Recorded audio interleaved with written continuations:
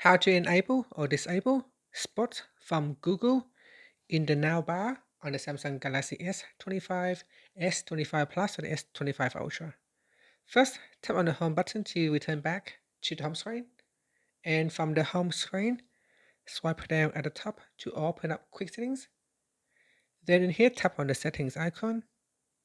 Next, we then scroll down and then tap on Lock Screen and AOD.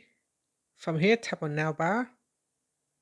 Then go to the Live Notifications section. And from here, tap on Spots from Google. Tap on the toggle button to turn it off or switch it on. Now you can also tap on the left-hand side panel. And from here, you can tap on Spots from Google Settings. And that's it. After that, tap on the home button to return back to the home screen. Thank you for watching this video. Please like and subscribe to my channel for more videos.